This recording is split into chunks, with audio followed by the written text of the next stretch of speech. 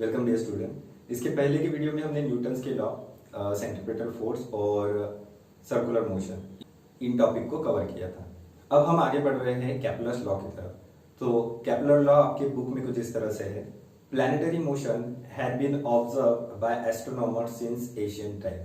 पहली लाइन का अर्थ है कि प्लैनेटोरियम मोशन यानी कि स्पेस में होने वाले जो प्लैनेट्स है, प्लैनेट यानी ग्रह जो हम कहते हैं, तो डिफरेंट डिफरेंट जो ग्रह है इनके मोशन या इनके बारे में जानने की जो इच्छा है वो पुरातन काल से रही है।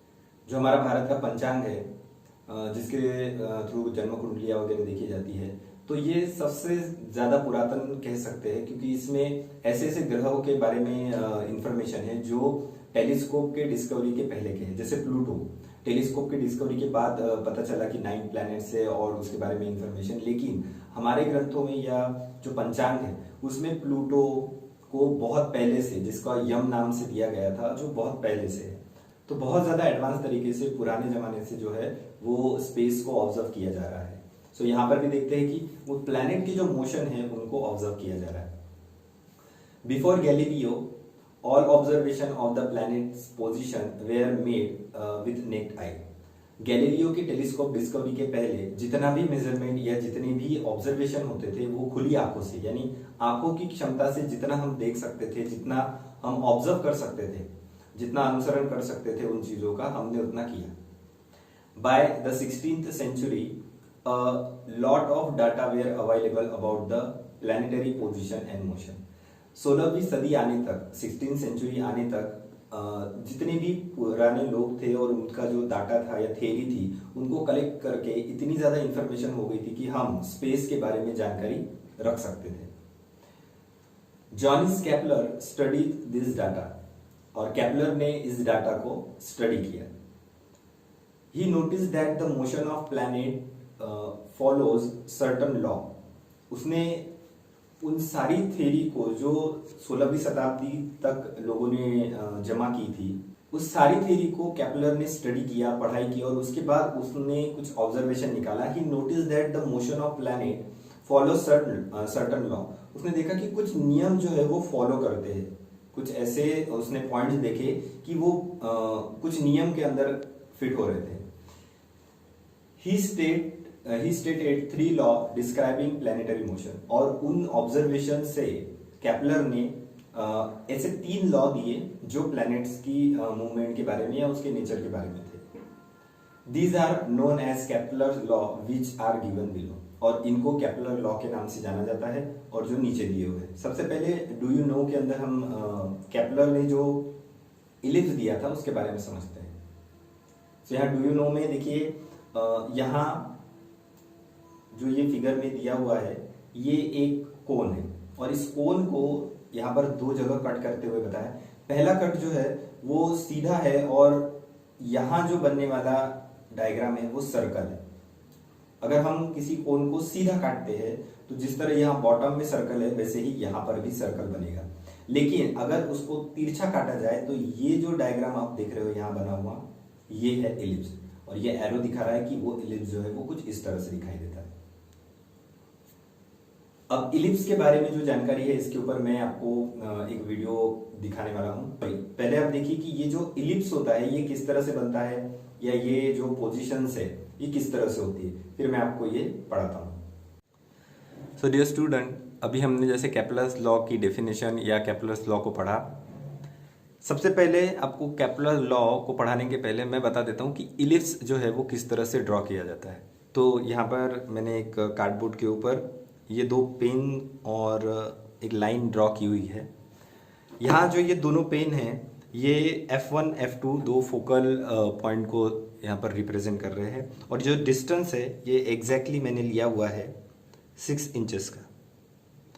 इधर मैंने 1 इंच और इधर 1 इंच की जगह छोड़ी हुई है। जब हम यहाँ पर इलिप्स ड्रॉ करेंगे हम इनको ज्वाइन कर लेंगे।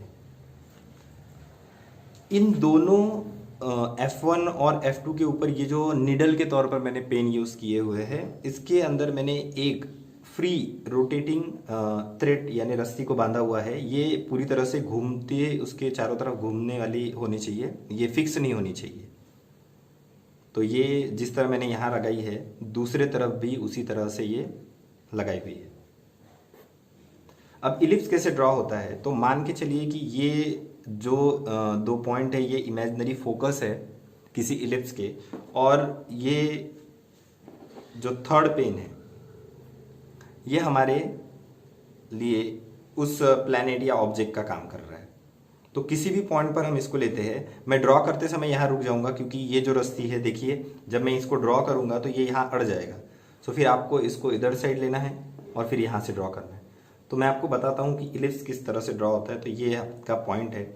आपके बुक में एक डायग्राम ऐसा बना हुआ है, एक यहाँ बना हुआ है और एक पॉइंट यहाँ बना हुआ है। सो अब हम ड्रॉ करना शुरू करते हैं कि इलिप्स किस तरह से ड्रॉ होता है। तो मैं यहाँ एक पॉइंट ले लेता हूँ। आप जो है बिल्कुल इस रस्सी को टाइट पकड़िए और इलिप्स को ड्रॉ करना शुरू कीजिए। तो देखिए यहाँ पर आने के बाद ये अड़ जाता है, इसलिए मैं इसको यहाँ से छोड़ देता हूँ। फिर से मेरे इधर वाले पॉइंट पे आता हूँ।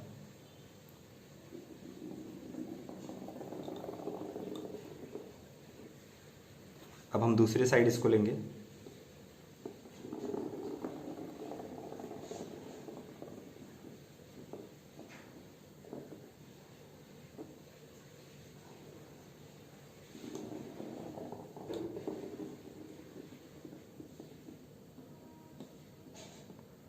सो अब मैं इसको निकाल देता हूँ। देखिए ये जो आपका फिगर है ये एग्जैक्टली इलिप्स के जैसा बना हुआ है और इस थ्रेड का अब काम नहीं है। मैं इन दोनों पेन्स को भी यहाँ से निकाल लेता हूँ। ये F1 और F2 का काम कर रहे थे आपके। ये जो डिस्टेंस मैंने लिया था ये 6 इंचेस का था। इस डिस्टेंस में ठीक मिडल में मैं एक पॉइंट लूँगा। सो इन दोनों फोकल के बीच में मैंने एक पॉइंट लिया है। इस पॉइंट से हम यहाँ पर एक माइनर सेगमेंट बनाते हैं। ये मेजर सेगमेंट होता है जिस पर फोकल पॉइंट होते हैं और ये एक माइनर सेगमेंट है।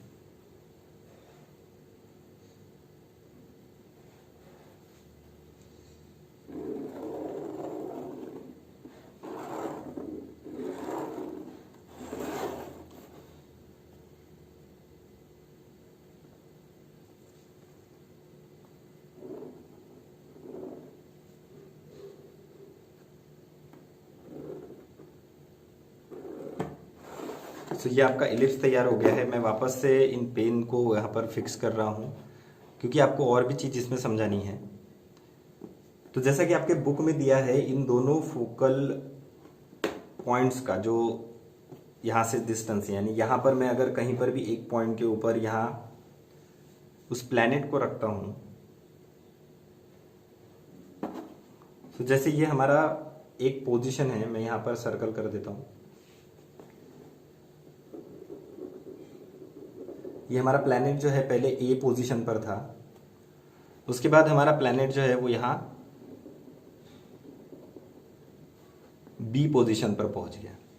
सो पहले ए पर होने पर इसका जो डिस्टेंस होगा वो F1A और F2A है। उसके बाद ये दूसरा जो पोजीशन है, दूसरे पोजीशन पर जब ये जाएगा बी पर, तो F1B और F2B होगा। इन दोनों को अगर हम मेज़र करते हैं, अगर इन दोनों डिस्टेंस को, तो यहाँ पर अगर हम इन पॉइंट्स को एक्चुअली मेज़र करते हैं स्केल से, तो इनका जो डिस्टेंस है वो एक जैसा आएगा। इसीलिए कोई भी प्लैनेट इलिप्स में रोटेशन करने के बावजूद एक जैसा समय लेता है। यानी अर्थ जब सन से दूर होती है तब भी उतना ही समय लेते हैं, और जब वो यहाँ से जाती है तब भी वो सेम इंटरवल यानी सेम समय लेती है। इन दोनों में से किसी एक जगह पर आप सूरज को इमेजिन करते हैं। चलो हम एक नीडल निकाल लेते हैं यहाँ से और मान के चलते कि ये जो पॉइंट है ये सन है हमारा, और अर्थ जो है वो यहाँ पर अब रोटेशन कर रही है। तो ये अर्थ यहाँ से घूमते हुए जा रही है। इस जगह पर विंटर होता है, यहाँ से डिस्टेंस ज़्यादा है, ये विंटर होता है। यहाँ से इस जगह से गुजरते समय भी वो उतना ही समय लेती है, और यहाँ से गुजरते समय भी। अगर हम यहाँ पर जैसे बुक में आपको ब्लू कलर में ड्रॉ किया हुआ है, देखिए जैसे आपके बुक में यहाँ ड्रॉ किया हुआ है, ये जो पहला सेगमेंट है ये सेकंड और ये थर्ड। अब मैं यहाँ पे नंबर दे देता हूँ, ये सेकंड और ये थर्ड। तो यहाँ पर तीन अलग अलग जो एरियाज है, जैसे यहाँ का अगर हम एरिया लेते हैं यहाँ हम लाइन ड्रॉ करते हैं।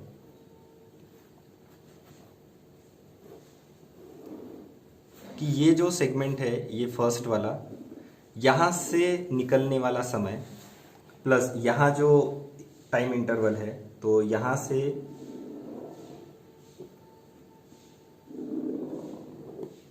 ये सेकंड हमारा, तो ये यहाँ से जाते समय जो टाइम पीरियड है, यहाँ से जाते जो टाइम पीरियड है, या फिर सबसे मैक्सिमम डिस्टेंस हम लेते हैं,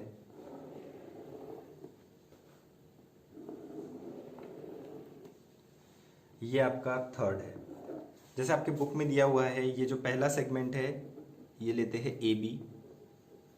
उसके बाद जो एरिया यहाँ कवर हो रहा है वो है सी डी।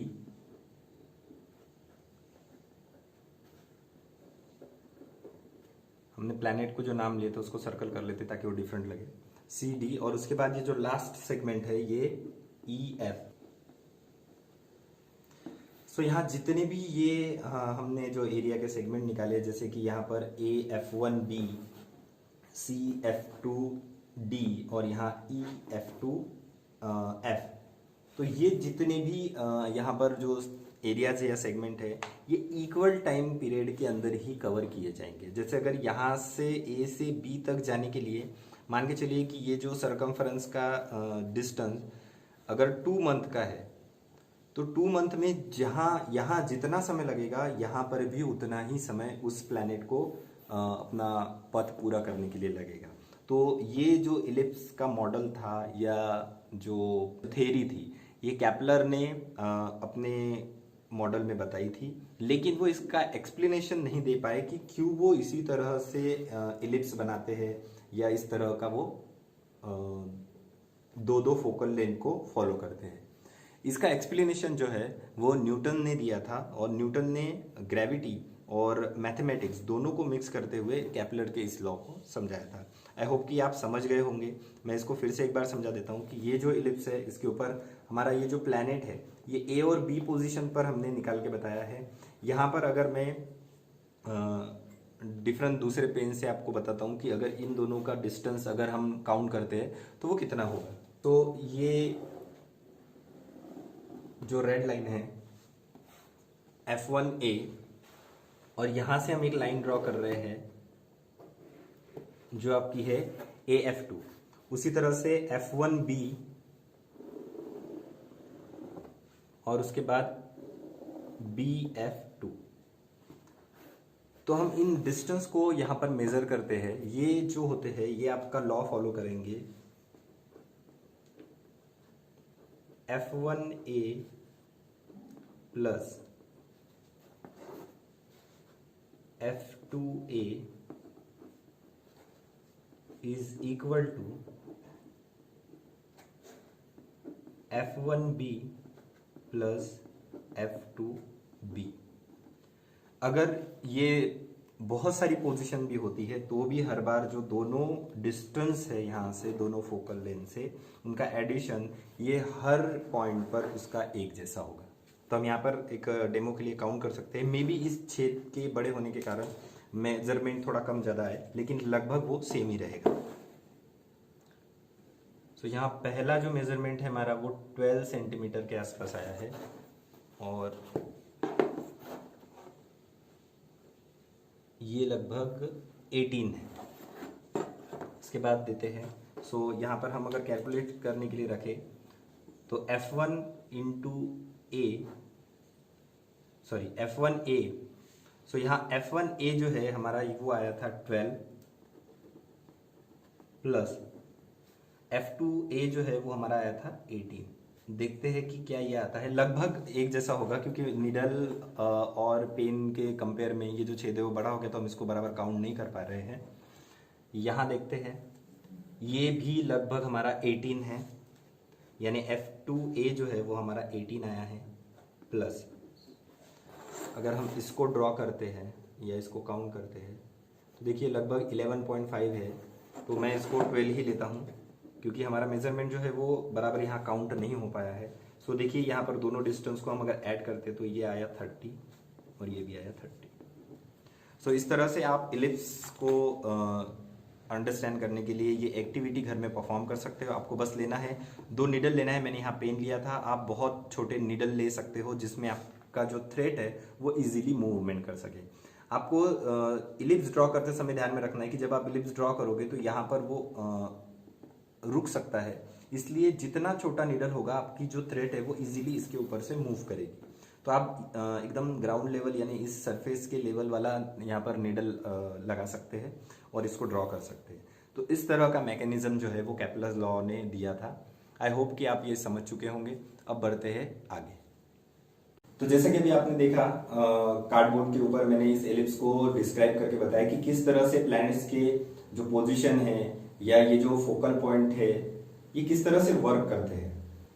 तो अब हम इसको पढ़ लेते हैं। An ellipse is a curve obtained when a cone is cut by an inclined plane। यानी अगर हम किसी कोन को यहाँ पर इंक्लाइंड पोजीशन में कट करते हैं तो जो बनने वाला फिगर है वो आपका एलिप्स होता है। इट हैज 2 फोकल पॉइंट, इसको 2 फोकल पॉइंट होते हैं यहाँ जैसे F1 और F2 दिखाया हुआ है। The sum of the distances to the two focal points from every point on the curve is constant. और जैसे कि मैंने आपको अभी कार्डबोर्ड पर समझाया कि ये जो डिस्टेंसेस होते हैं जैसे कि ये F1B और ये BF2 AF1 AF2 ये इनका अगर हम एडिशन करते हैं तो ये हर जगह पर सेम होता है। सो यहाँ फिगर को भी समझाया गया है। F1 and F2 are 2 focal points and points of the ellipse shown in figure. तो यहाँ पर दिया हुआ है कि F1 और F2 जो है वो 2 फोकल पॉइंट है जैसे कि मैंने आपको अभी थोड़ी देर पहले उस कार्डबोर्ड के ऊपर समझाया है। और यहाँ पर 3 पॉइंट कंसिडर किए उसने A, B and C, 3 points on the ellipse. तो यहाँ देखिए A, B, C हमने कार्डबोर्ड पर 2 ही पॉइंट लिए थे। तो ये 3 पॉइंट है, इन 3 पॉइंट का अगर हम डिस्टेंस यहाँ काउंट करें तो सभी जगह पर उसका डिस्टेंस जो है वो काउंट होगा। हमने मैथमेटिकली भी देखा कि उन दोनों का डिस्टेंस जो है 12 और 18 लगभग दोनों का 30-30 आ रहा था। तो यही जो लॉ है वो हर प्लैनेट जो है वो स्पेस में फॉलो करता है। इसके आगे बढ़ते हैं। केपलर के जो लॉ थे उसमें केपलर का फर्स्ट लॉ। सो इसके बाद हम आगे चलते हैं केपलर्स फर्स्ट लॉ। तो यहां केपलर फर्स्ट लॉ है the orbit of a planet is an ellipse with the sun at one of the foci. ये फोसाई का मतलब होता है फोकल पॉइंट। तो यहां पर देखिए ये जो कह रहा है the orbit of planet is an ellipse, ये जो प्लैनेट का ऑर्बिट होता है ये सभी प्लैनेट का ऑर्बिट जो है वो इलिप्स में होगा और उसके दोनों में से किसी एक फोकस के ऊपर सन होगा। ये पहला लॉ बताता है। So figure 1.4 shows the elliptical orbit. यहाँ पर इस डायग्राम के बारे में दिया है कि figure 1 shows the elliptical orbit of a planet revolving around the sun. तो यहाँ पर ये प्लैनेट ए है जो यहाँ पर इस इलिप्स के अंदर मूवमेंट कर रहा है। The position of the sun is indicated by S. और यहाँ पर जो ये सन है वो एस से दिखाया हुआ है। तो इस पोजीशन को भी मैंने आपको अभी कार्डबोर्ड के ऊपर समझाया कि किस तरह से ये 1, 2 और 3 पोजीशन होती है। केपलर का second law, the line joining the planet and the sun sweeps equal areas in equal time of a interval. तो मैंने जैसे आपको डायग्राम में समझाया था कि ये जो पथ है यहाँ से A से B तक, इस A से B वाले हिस्से को कवर करने के लिए, यानी अगर हम इस एरिया को देखें तो ये ASB, ये जो पोर्शन है ASB, ये इस सेगमेंट 1 को कंप्लीट करने के लिए अगर वो यहाँ से यहाँ तक 2 महीने लेता है, सो यहाँ पर देखिए C और D उसको भी वो 2 महीने ही लेगा और इस EF को कवर करने के लिए भी 2 मंथ लेगा। ये मैटर नहीं करता कि वो कितनी दूर या पास है, जैसे कि मैंने आपको कार्डबोर्ड पर भी पोजीशन समझाई थी। सन जो है वो किसी एक फोकस पर है। यहाँ जो होता है हमारा समर सीजन होता है क्योंकि अर्थ जो है वो सबसे पास में होती है और ये जो है वो विंटर के आसपास का सीजन है। तो देखिए कि यहाँ पर भी हमें गर्मी का मौसम भी 4 महीने में कटता है और जो ठंडी का मौसम है वो भी 4 महीने के अंदर ही कवर होता है। तो ये जो इलिप्टिकल ऑर्बिट है इसको कवर करने के लिए जो टाइम इंटरवल है वो सेम लिया जाता है। ये केपलर के सेकंड लॉ में है। अब इस डायग्राम को बताया हुआ है, अब इस डायग्राम को यहाँ डिस्क्राइब किया है। AB and CD are distance covered by the planet in equal time, that is after equal interval of time। तो यहाँ पर दिया हुआ है जिस तरह से कि ए बी और ये जो सी डी है, ये दोनों के दोनों एरिया जो है वो इक्वल टाइम इंटरवल में कवर किए जाते हैं। The position of the planet starting from A and C are shown by B and D respectively. So यहाँ पर देखिए, यहाँ जो पॉइंट्स है वो शो किए हुए हैं। इन शॉर्ट उनका कहना है कि अगर आप यहाँ पर ए बी और सी डी पॉइंट को देख रहे हो तो प्लैनेट जो है वो इन सारे के सारे हाईलाइटेड एरिया में से इक्वल टाइम इंटरवल के अंदर अपना पथ जो है वो कंप्लीट करता है। आगे, the straight lines AS and CS sweep equal area in equal interval of time, that is area ASB and CSD are equal। तो जैसे कि अभी मैंने बताया, एरिया का नाम ASB या CSD या फिर ये ESFB हो तो ये तीनों के तीनों एरिया जो है वो एक साथ कवर किए जाएंगे। तो ये लॉ है ऊपर दिया हुआ और लॉ को यहाँ पर डायग्राम से डिस्क्राइब किया है। बढ़ते हैं हम अगला, केपलर्स थर्ड लॉ। और लॉ कुछ इस तरह से है, the square of its period of revolution around the sun is directly proportional to the, यानी जो प्लैनेट रेवोल्यूशन कर रहा है उसका जो टाइम पीरियड है, जैसे कि अगर वो 2 महीने 3 महीने है तो हम इसको कैपिटल टी लेते हैं। सो जो टाइम इंटरवल वो कवर कर रहा है उसका square, the square of its, जैसे कि यहाँ टी का स्क्वायर दिया है तो the square of its period of revolution around the sun is directly proportional to, ये जो टाइम उन्होंने कवर किया है ये टाइम का स्क्वायर डायरेक्टली प्रोपोर्शनल होता है। यानी हम अगर उसको मैथमेटिकली देखें तो T square, so T square ये डायरेक्टली प्रोपोर्शनल टू होता है the cube of the mean distance of a planet from the sun. यानी अगर हम उसकी डिफरेंट 3-4 पोजीशन के ऊपर प्लैनेट का डिस्टेंस ले और उनका मीन निकाले और उस मीन का अगर हम क्यूब लेते हैं तो वो डायरेक्टली प्रोपोर्शनल होता है उस टाइम के स्क्वायर के बराबर। तो यहाँ पर उसको मैथमेटिकली रिप्रेजेंट किया है। दस if r is average distance of a planet from the sun and t is time period of revolution, then हमें मिलेगा t स्क्वायर, और यहाँ ये a नहीं है, यहाँ पे अल्फा का साइन है तो उस अल्फा के साइन को हम प्रोपोर्शनल टू कहते हैं। t square is proportional to r to the power 3 या r क्यूब। दैट इज अगर हम इसको मैथमेटिकली सॉल्व करें तो t square by r cube equal to constant is equal to k, यानी इन दोनों का अगर हम रेशो लेते तो वो हमेशा कांस्टेंट आएगा, सेम आएगा। तो ये केपलर का थर्ड लॉ था। इस तरह से केपलर के तीनों लॉ यहाँ पर डिस्क्राइब होते हैं। आगे, Kepler obtain this law simply from the study of position of planet obtain bye regular observation. Kepler ने ये जो स्टडी या ये जो लॉ निकाले थे ये रेगुलर ऑब्जर्वेशन और कुछ जो हमारे एंसेस्टर थे, जो पुराने लोग थे, उन लोगों की जो स्टडी थी, उन स्टडी के तौर पर या उस स्टडी को, उस डाटा को उसने रीड किया और साथ में कुछ उसका पर्सनल ऑब्जर्वेशन, इन दोनों को मिलाकर उन्होंने हमें ये 3 लॉ दिए थे। He had no explanation as to why planets obey this law, but उन्होंने ये लॉ देने के बावजूद वो उसको एक्सप्लेन नहीं कर पाए कि वो क्यों इलिप्स में घूमते हैं, सर्कल में नहीं घूमते हैं। इसका वो कोई भी एक्सप्लेनेशन नहीं दे पाए। We will see below how this law helped Newton in the formulation of his theory of gravitation. But Kepler यहाँ पर इस लॉ को अच्छे से एक्सप्लेन नहीं कर पाए कि क्यों वो इस तरह से प्लैनेट जो है वो बिहेवियर करते हैं, पर इन सारे लॉज ने न्यूटन को थ्योरी ऑफ ग्रेविटेशन को समझाने में मैथमेटिकली और थेरेटिकली दोनों में बहुत योगदान दिया। तो इसके बाद के वीडियो में हम थ्योरी ऑफ ग्रेविटेशन या न्यूटन्स लॉ ऑफ ग्रेविटेशन पढ़ेंगे। तब तक के लिए आप जितनी भी एक्टिविटीज और मैंने जो केपलर के तीनों लॉ को एक्सप्लेन करके दिया है आप उसको स्टडी कीजिए, और अगर आपको उसमें और ज़्यादा हेल्प चाहिए तो यूट्यूब के ऊपर काफ़ी सारी वीडियोस है केपलर्स लॉ के ऊपर, तो आप उन वीडियोस को देखकर भी समझ सकते हैं। तो मिलते हैं नेक्स्ट वीडियो में, बाय।